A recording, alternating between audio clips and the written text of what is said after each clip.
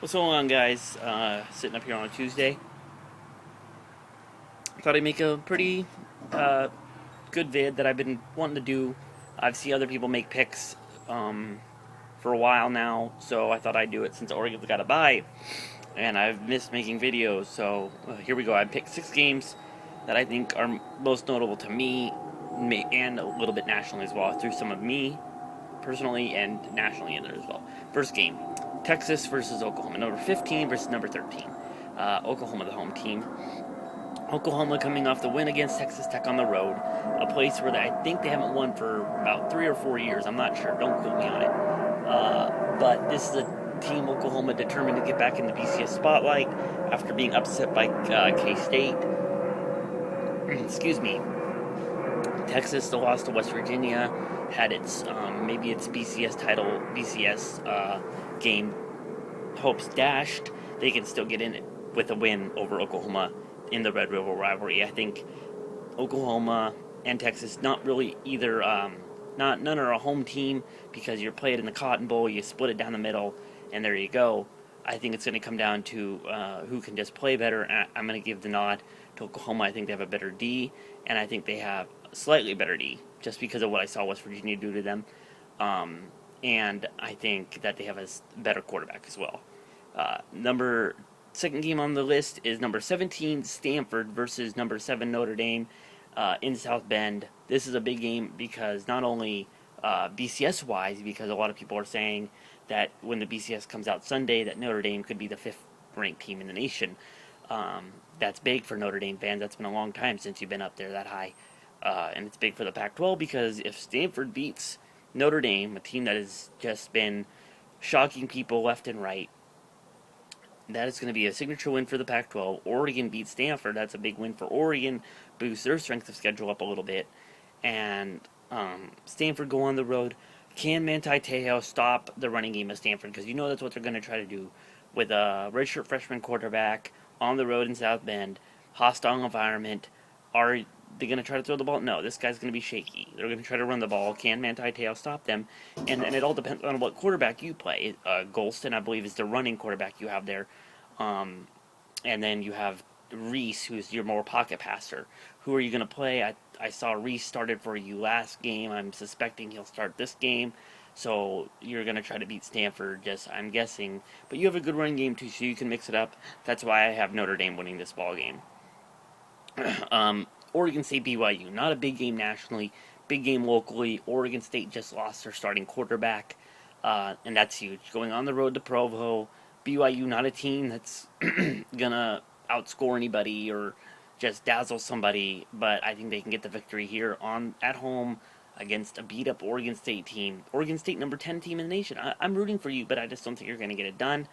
I want you to be undefeated going into that Civil War on November 24th, but this is Mannion is the leader of your offense. Unless you just ground and pound your that whole night, and your quarterback just does enough, as little as possible, to get you the victory. I don't think BYU's run game is that bad to where you can just gash them and get long touchdowns. So we'll have to see, because that's what they're going to do is they're going to stack the box and make your quarterback throw. Number 11 USC against Washington up in Seattle, being played at CenturyLink Field. This is a big game because Washington went in and beat them, I believe, 2 years ago up in Seattle. So USC has not been pulling anybody out of the water really, except for the first couple of games. Got beat by Stanford, had a struggle against Utah last week, ended up winning, pulling away at the end. But they have not been stunning as people thought they were going to be at the beginning of the season. Washington beat Stanford in CenturyLink Field, then had to play us, the poor dogs.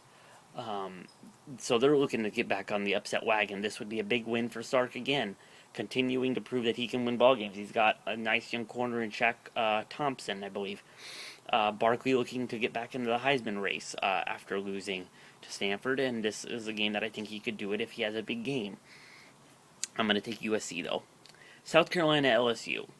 This is two teams on opposite ends of the spectrum coming into this ball game.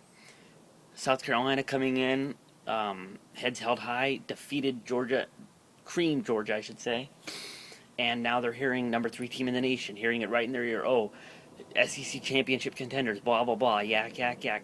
Now they need to block that out, ignore it. You're still human. You're going on the road into a very hostile environment. Baton Rouge, I believe it's a night game. LSU just got beat by Florida. They're going to be a little bit pissed off. Their national title hopes, I believe, are dashed. I don't think they can recover from a win like this, even if they beat Bama. Uh, I don't think that gets them back in there.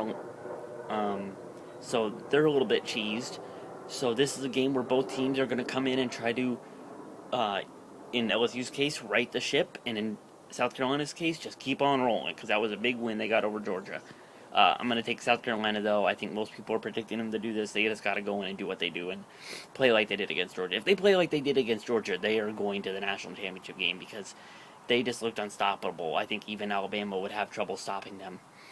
Uh, Another game around for the TTC mainly, Tennessee and Mississippi State.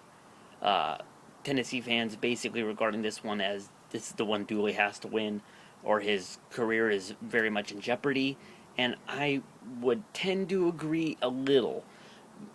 Depending on the situation, I usually give a coach who's coming in 3 to 4 years to get his players because he's getting all this stuff that the other coach recruited. And in Oregon's case, when they got Chip Kelly, he was already an inside guy. He was already the offensive coordinator.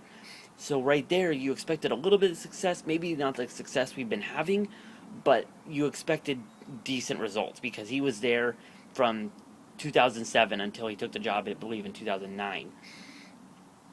So he had been there a couple years, gotten some offensive players that he liked, so his offense was basically already set. And Nick Aliotti had been there forever, so our defense was fine. But with the situation Dooley was left was a shitty situation.